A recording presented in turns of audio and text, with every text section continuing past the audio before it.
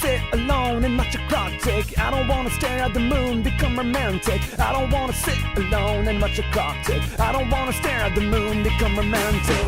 All I need is something new in my life. All I need is something new in my life. All I need is something new in my life. All I need is something new.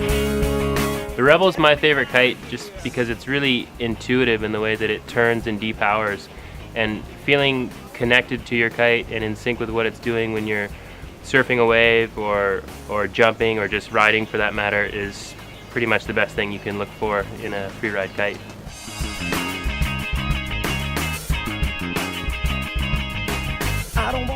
We knew we wanted to make the Rebel really smooth so that it doesn't luff and doesn't flutter very much. And the place where most of the fluttering comes from on a kite is on the sides in this area. So we moved this quarter strut down a little bit, closer to the tip strut, to make this flutter-prone area a little smaller. And we flattened out the canopy in the area with some fairly subtle seam shaping that makes this area a lot less fluttery and less prone to luffing, which as a result makes the kite turn more smoothly, handle gusts more smoothly, and makes the bar feel steadier so that it's not shaking every time you sheet out. I guess I could make a car analogy here. You know the road is rough and wind noise is loud, but you don't really feel it inside an expensive, well-built car. And the same thing with kites. If the kite's really well designed and built, you don't feel the impact of changes in the wind and you don't feel the fluttering and luffing so much.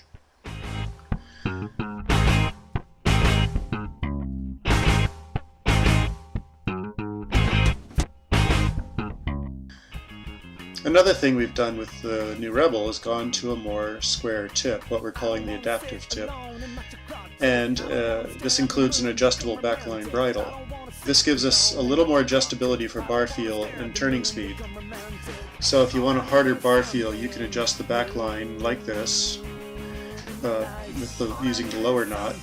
And if you want a softer bar feel, you can move the forward bridle line to the knot closer to the kite tip, and you get a little less feedback, meaning lighter bar pressure, but slightly quicker turning and softer power development.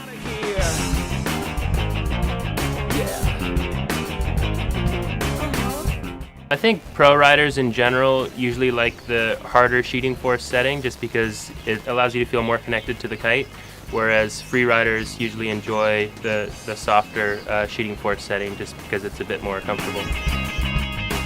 I don't want to waste my time on contradictions. I don't want to close my eyes. The fifth element system is the safest system in kite surfing.